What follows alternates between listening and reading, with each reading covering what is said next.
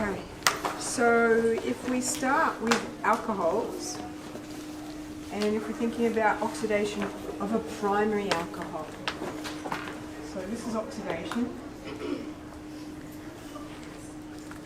of a primary alcohol.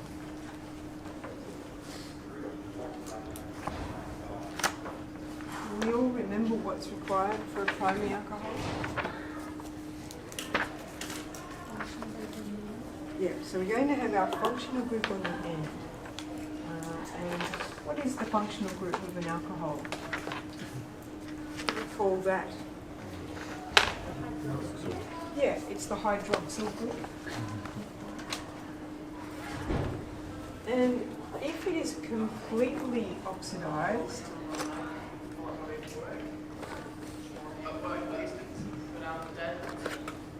and the way we can represent oxidation is with an O in square brackets above the arrow. So we're not really worried about how it's happening. We're just looking at this as a half equation. Just like we did for our electrochemistry. Now, if we have complete oxidation of a primary alcohol, our product is a carboxylic acid.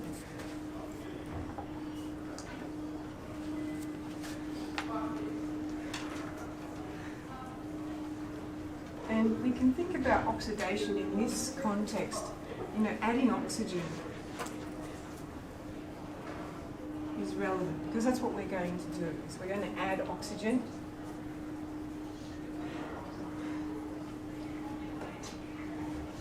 And that would be, so I started out here with ethanol. And we had that ethanol undergo complete oxidation to form ethanoic acid. And just like in our electrochemistry, we can work out what this half equation needs to look like by considering what we have on each side. So the first thing we do is look at the things that aren't oxygen or hydrogen.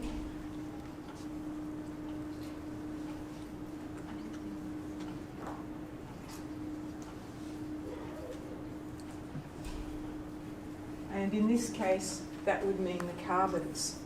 So if we look at the carbon, we've got 2 on that side, and we've got 2 on that side. So that's balanced at the moment. What do we do next when we're balancing a redox half equation? What do we look at? What's the second step? Balance the oxygen with water. Balance the oxygen with water.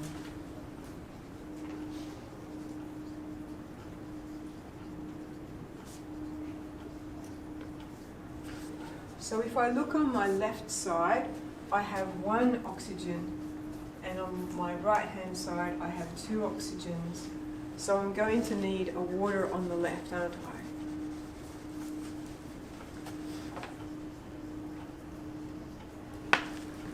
What about, what's our third step? You remember the third step with balancing a redox half equation. So we're going to balance hydrogen with hydrogen ions. Okay, so we can go back and we can say that we've corrected this now and they're balanced. So how many hydrogens do we have on the left? 3.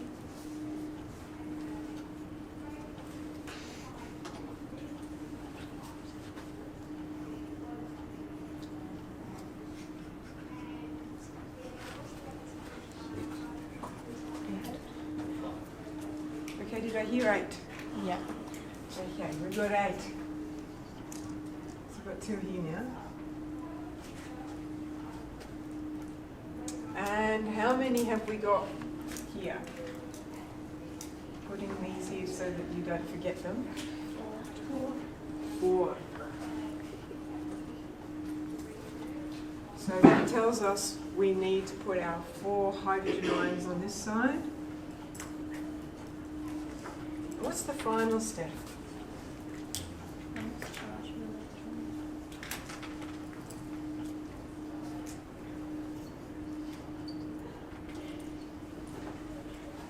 electron. Okay, so there's, now we've changed that and they're all right. So there's 0 charge on this side and we have 4 plus on this side. So we're going to need 4 electrons, aren't we?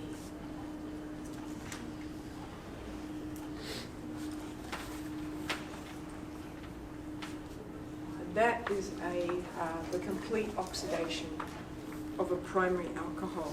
And you can find this on your formula sheets as well. So you have a look at that flow chart, the reaction.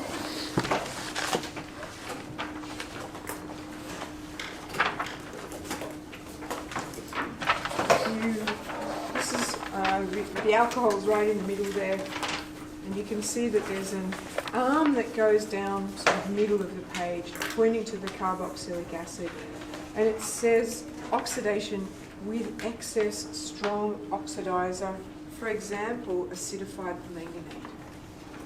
Okay, so this is complete oxidation, requires a strong oxidizer. We can undergo incomplete oxidation. So let's just rub off this balancing part because I think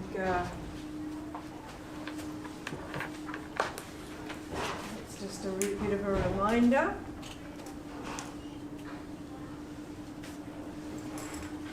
Let's look now at an incomplete oxidation. So this can be thought of as an intermediate step. So complete. Now we're going to, we've just used the same alcohol and it's undergoing oxidation again, but this time instead of producing the carboxylic acid we're going to produce the aldehyde.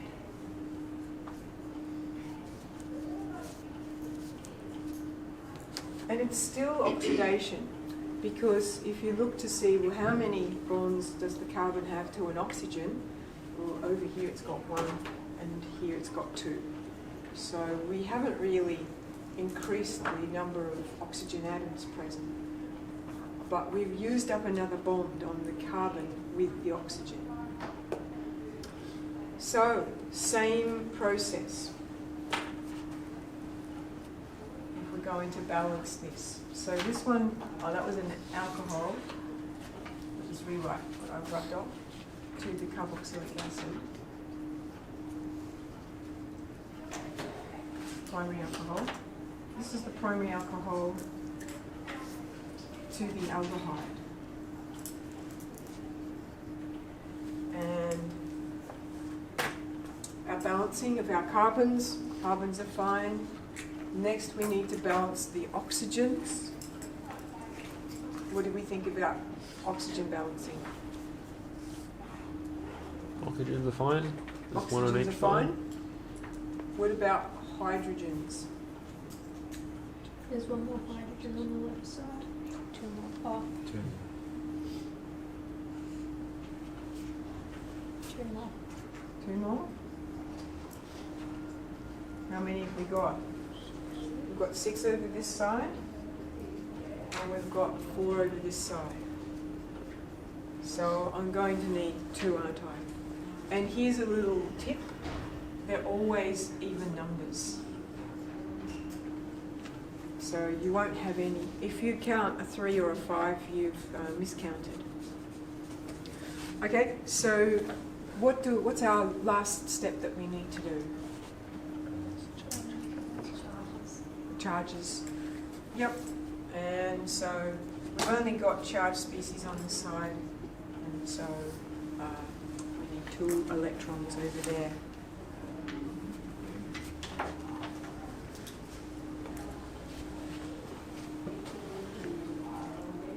Now, it probably doesn't surprise you to know that we can actually oxidize the aldehyde.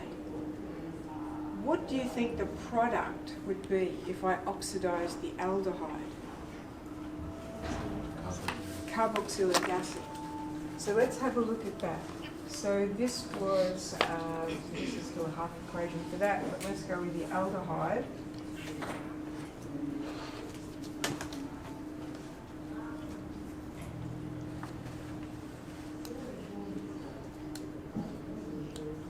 And we're just going to oxidize it to the carboxylic acid. Can anybody tell me what they think we're going to need to balance on this side, just by looking at the, sorry? Yes, thank you. If we look at what happened when I did this in one step, when I oxidized the alcohol completely to the carboxylic acid, this is what I needed to do to balance. If this is what I need to do when I've partially oxidized the primary alcohol, what do you think, without us working it through it, I might need here? Two more hydrogen. Two hydrogen ions, one water on that side, and what about electrons?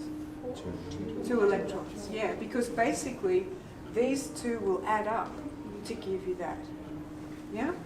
But we can check and make sure. So we balance our carbons, that's fine. We've got an extra oxygen here, so we need a water. Do we need to tell whether it's aqueous or not in all of these, or just... No, not normally. You can assume these are liquids.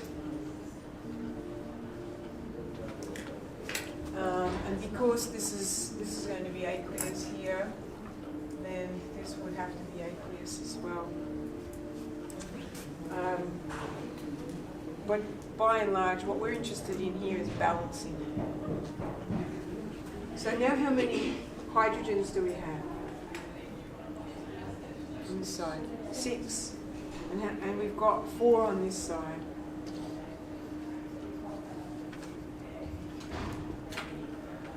Okay, so that was...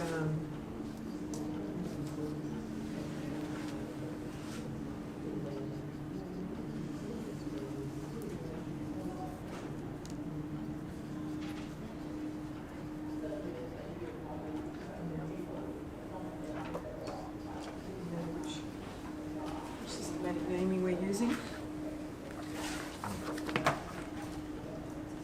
Okay, so that is oxidation then for a primary alcohol, which can also have this intermediate step of going through the... Oh, sorry, that's the other one. We'll get there in the end.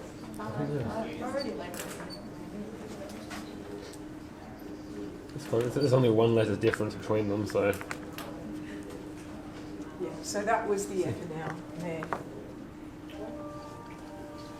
And that's the ethanoic acid.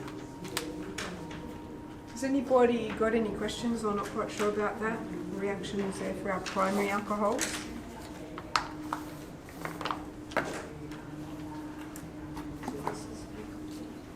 No? Are you ready if I rub this off then? Was the middle one pink? Was the middle one, sorry, what? Yes. And was the bottom one also? This one is complete. We cannot oxidize this one any further. There are no bonds available.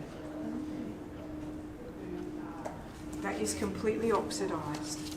And so if you look at your flow chart, you can see that for the primary alcohol, you can go to the aldehyde with a mild oxidizer, and the example is acidified dichromate, and then you can complete the oxidation through to the carboxylic acid. Or you can go straight from the primary alcohol to the carboxylic acid with a stronger oxidizer, for example, acidified permanganate. Okay, is that any other questions about that? How will we know if it's going to be a stronger oxidizer or whether or not it's going to be a mild one? Is it just going to depend on where it's sitting on the electrochemical series? A question would, well, yes. So if it's an unfamiliar oxidizer, then you're going to look and see where does it sit. Is it a stronger oxidizer than acidified permanganate? Or is it, is it closer to the acidified dichromate? So if it's stronger than the acidified manganate, then it's going to be stronger. It's going to be considered a strong oxidizer, that's right. So you can then, and sometimes I've seen questions that have involved hydrogen peroxide.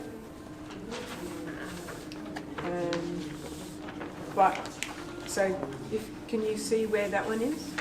Where's the hydrogen peroxide on your formula sheets?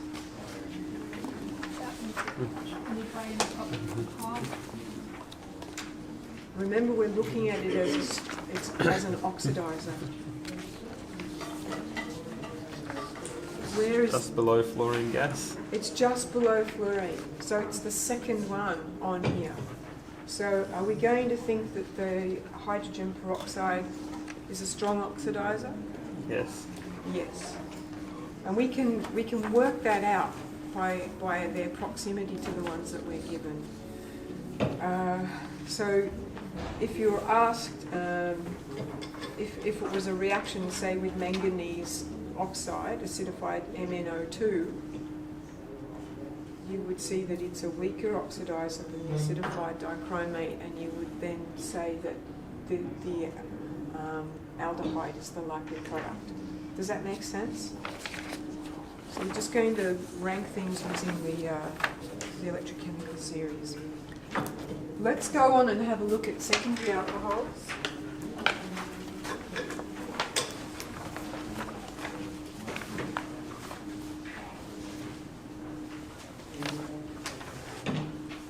If it's something else completely, like quite a novel one that's not on your ECS, then the question would tell you whether it's a strong or mild oxidizer. Where is the hydroxyl group for a secondary alcohol? Connected to two carbons. The carbon it is bonded to is connected to two other carbons. I'm going to oxidize this one. What do you think the product could be? Remembering we cannot break the carbon chain. What can we possibly remove? The hydrogen. The hydrogen, yeah? It's this hydrogen here. That's the only thing we've got to work with, because this is our functional group. This is where the reaction is going to take place. And so if we're going to oxidize this, it's only by removing that hydrogen. And what we form is, what's this called? What kind of molecule is that? A ketone? It's a ketone. So a secondary alcohol form a ketone, or can be oxidized to a ketone. In this case, what's its name?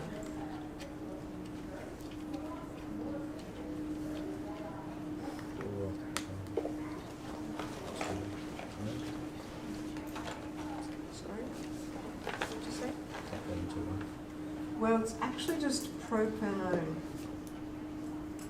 Why don't I need a number? Because there's nowhere else it can go for it to be No, a ketone. yeah. We know the ketone has to not have its functional group on the end of the molecule, and there's only one spot where it could be. Yep, so in this case, what's our alcohol's name?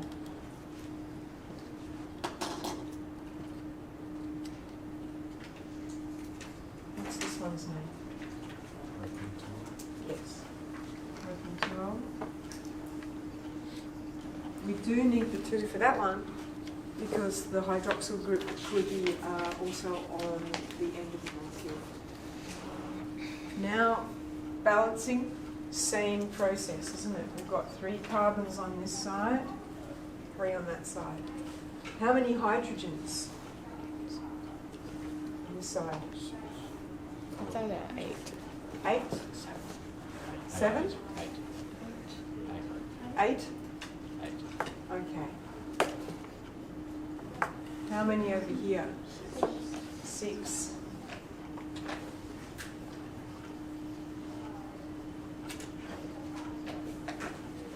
All right. Is that fair enough? I should say that there was 1 oxygen on both sides. We didn't need to make any adjustments with the oxygens. Is this a complete oxidation? Yes, this is complete oxidation.